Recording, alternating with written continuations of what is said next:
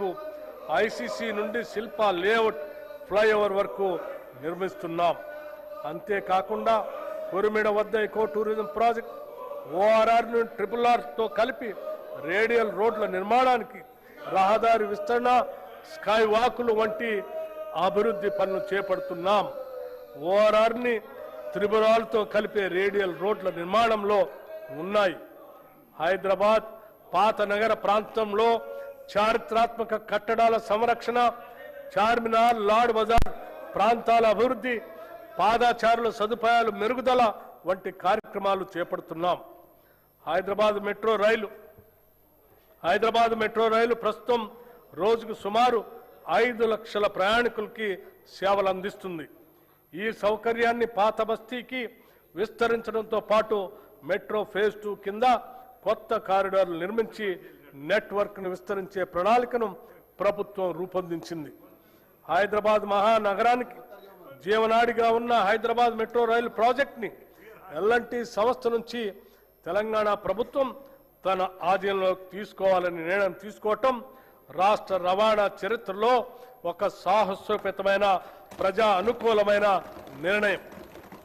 వేగంగా విస్తరిస్తున్న హైదరాబాద్ నగరంలో పాత బస్తీ, శంషాబాద్ విమానాశ్రయం, హైటెక్ సిటీ దాటి ఇతర ప్రాంతాలకు మెట్రో విస్తరణ ఫేజ్ 2, ఫేజ్ 3 అత్యవసరంగా మారింది. మూసీ నది పునరుద్ధరణ కోసం 55 కిలోమీటర్ల పరిధిలో భారీ అభివృద్ధి ప్రణాళిక చేపడుతున్నాం. ఈ ప్రాజెక్టుకు మొదటి దశ ఉస్మాన్ సాగర్ మరియు హిమాయత్ సాగర్ నుంచి గాంధీ సరోవర్ వరకు ఉంటుంది. ఈ మూసీ పునరుద్ధరణలో భాగంగా గోదావరి ప్రాజెక్టు ద్వారా 2.5 టీఎంసీల నీరు మూసీకి అందించబడుతుంది. 45 ఎస్టీపీలు ఇప్పటికే పనిచేస్తుండగా అదనంగా మరో 39 ఎస్టీపీలు మంజూరు చేయగా వివిధ దశల్లో నిర్మాణంలో ఉన్నాయి. ఈసీ మరియు మూసీ నదుల సంగమ ప్రదేశంలో ప్రభుత్వం ప్రతిష్టాత్మక గాంధీ సరోవర్ ప్రాజెక్టుని అభివృద్ధి చేస్తుంది. ఇందులో నదిని శుభ్రపరిచే పనులు, వరద నియంత్రణ, రివర్ ఫ్రంట్ అభివృద్ధి, ప్రజలకు వినోద సదుపాయాలు ఏర్పాటు చేయటం ఉన్నాయి. మూసీ నది బఫర్ జోన్లో ఉన్న ప్రజలకి ఎటువంటి ఇబ్బంది లేకుండా మానవీయ కోణంలో వారికి పునరావాసం కల్పిస్తాం. మా ప్రభుత్వం హైదరాబాద్ మరియు హైదరాబాద్ చుట్టూ పక్కల వివిధ మౌలిక సదుపాయాల అభివృద్ధి గురించి వివిధ సంస్థల ద్వారా సుమారు 43,592 కోట్ల 88 లక్షల రూపాయల పనులను మంజూరు చేసింది. వాటిలో ఇప్పటికే 24,752 కోట్ల రూపాయల పనులు ప్రారంభమయ్యాయి. మిగిలిన త్వరలో చేపడతాం. ఈ బడ్జెట్లో పురపాలక మరియు పట్టణాభివృద్ధి శాఖకు 17,907 కోట్ల రూపాయలు ప్రతిపాదిస్తున్నాం. శాంతి భద్రతల పరిరక్షణ, రాష్ట్రంలో శాంతి భద్రతల పరిరక్షణ ప్రభుత్వం అత్యంత ప్రాధాన్యతనిస్తుంది. సంఘ వ్యతిరేక కార్యక్రమాలను నిలువరించడంలో పోలీసు శాఖ మంచి ఫలితాలు కనపరుస్తుంది. డ్రగ్స్ పై ఉక్కుపాతం మోపేందుకు, రాష్ట్రాన్ని మాదక ద్రవ్యాల ముప్పు నుంచి రక్షించేందుకు ప్రభుత్వం ఈగల్ అనే ప్రత్యేక దళాన్ని ఏర్పాటు చేసింది.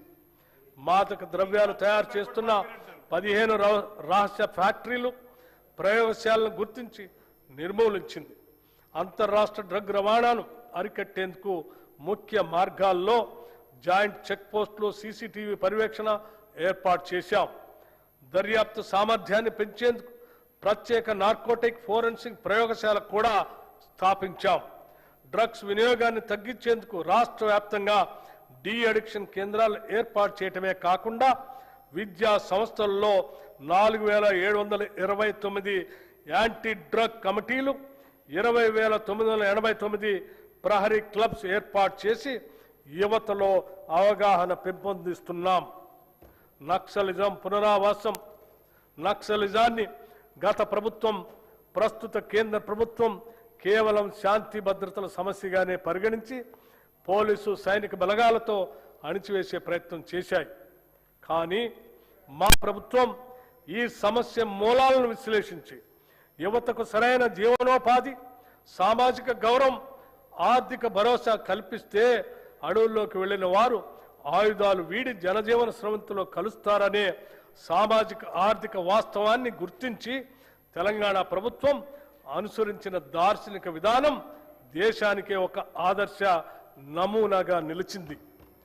తెలంగాణ రాష్ట్రం ఏర్పడిన తర్వాత 2014-2023 వరకు 347 మంది మావోయిస్టులు లొంగిపోగా మా ప్రభుత్వం ఏర్పడిన 2023 డిసెంబర్ 7 నుండి 2026 మార్చి 8 వరకు 732 మంది వివిధ స్థాయి క్యాడర్ మావోయిస్టులు లొంగిపోయారు.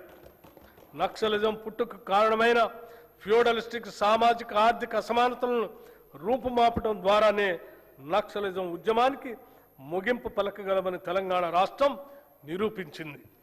సమగ్ర సంక్షేమం, ఉపాధి ద్వారానే నిజమైన సామాజిక మార్పు సాధ్యం అని మన తెలంగాణ రాష్ట్రం దేశానికి మార్గదర్శనం చేసింది.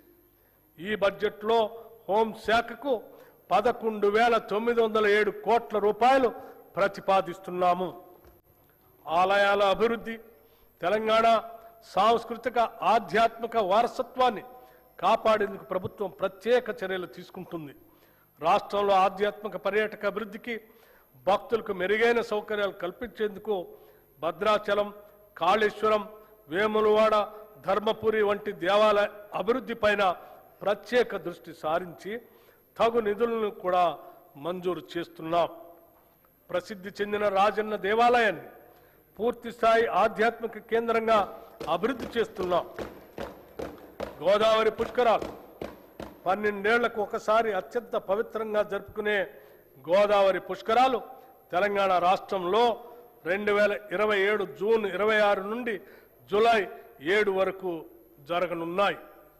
ఈ పవిత్ర దినాల్లో సుమారు 8 కోట్ల మంది భక్తులు పుణ్యస్థానాలు ఆచరిస్తారని ప్రభుత్వం అంచనా వేస్తుంది. ఈ నేపథ్యంలో తెలంగాణ సంస్కృతి ఉట్టి పడేలా కుంభమేళా తరహాలో ఈ పుష్కరాలను ప్రతిష్టాత్మకంగా నిర్వహించేందుకు రాష్ట్ర ప్రభుత్వం సన్నాహాలు చేస్తుంది. ఈ పుష్కరాల నిర్వహణ మరియు రోడ్ల విస్తరణ, కొత్త ఘాట్ల నిర్మాణం, దేవాలయాల అభివృద్ధి వంటి మౌలిక సదుపాయాల అభివృద్ధి ఏర్పాట్లను పర్యవేక్షించడానికి గౌరవ మంత్రివర్యులు శ్రీ డి శ్రీధర్ బాబు గారి నేతృత్వంలో ఒక ప్రత్యేక కేబినెట్ సబ్ కమిటీని ప్రభుత్వం ఏర్పాటు చేసింది.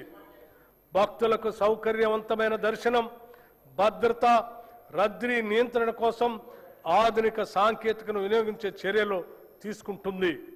ఈ గోదావరి పుష్కరాల నిర్వహణ కొరకు ఈ బడ్జెట్లో 500 కోట్ల రూపాయలు ప్రతిపాదిస్తున్నాం. ఆధ్యాత్మిక పర్యాటక అభివృద్ధి, రాష్ట్రంలో ఆధ్యాత్మిక పర్యాటకాన్ని అభివృద్ధి చేయడంతో పాటు భక్తులకు మెరుగైన సౌకర్యాలు కల్పించడం ప్రభుత్వ ప్రధాన లక్ష్యం. రాష్ట్ర దేవాదాయ శాఖ తెలంగాణ పర్యాటక అభివృద్ధి సంస్థతో కలిసి రాష్ట్రంలో 9 కొత్త పవిత్ర యాత్రా సర్క్యూట్లని ప్రారంభించింది. ఈ యాత్రా సర్క్యూట్ల ద్వారా భక్తులకు వసతి సదుపాయాలు, ప్రత్యేక దర్శనం, పర్యాటక సౌకర్యాలు అందించబడుతున్నాయి. యువజన సర్వీసులు, క్రీడలు, టూరిజం, యువతే రాష్ట్ర భవిష్యత్తుకు మార్గనిర్దేశకులు. వారిలో నైపుణ్యాభివృద్ధిని పెంపొందించి పారదర్శక నియామక ప్రక్రియ ద్వారా ఉపాధి అవకాశాలను పెంపొందిస్తున్నాం. గత ఏడాది డిసెంబర్ 13, 2025న ఉప్పల్ రాజీవ్ గాంధీ అంతర్జాతీయ స్టేడియం ఒక అపూర్వ ఘట్టానికి వేదికైంది. ప్రపంచ ఫుట్బాల్ దిగ్గజం లియోనెల్ మెస్సీని మన హైదరాబాద్ గడ్డపైకి తీసుకురావటం మన ప్రభుత్వ దార్శనికతకు, క్రీడల పట్ల ఉన్న చిత్తశుద్ధికి నిదర్శనం. ఈ చారిత్రక ప్రదర్శన మ్యాచ్లో సాక్షాత్తు గౌరవ ముఖ్యమంత్రి శ్రీ రేవంత్ రెడ్డి గారు పాల్గొన్న తీరు రాష్ట్ర వ్యాప్తంగా లక్షలాది మంది యువతలో అపూర్వమైన క్రీడా స్ఫూర్తిని రగిలించింది. అట్టడుగు స్థాయి నుండి ప్రతిభను వెలికి తీయాలనే లక్ష్యంతో ఎంపిక చేసిన పేద మరియు ప్రతిభావంతులైన పిల్లల కోసం మెస్సీ బృందంతో ప్రత్యేక ఫుట్బాల్ క్లినిక్ ఏర్పాటు చేశాం. ప్రపంచ స్థాయి ఆటగాళ్ల చేతుల మీదుగా ఈ పిల్లలు శిక్షణ పొందటం రేపటి తెలంగాణ క్రీడా భవిష్యత్తుకు వేసిన బలమైన పునాది. రాష్ట్రాన్ని 2047 నాటికి దేశానికి స్పోర్ట్స్ క్యాపిటల్గా మార్చేందుకు ఈ ప్రభుత్వం ప్రణాళికలు రూపొందించింది. తెలంగాణ స్పోర్ట్స్ కాంక్లేవ్లో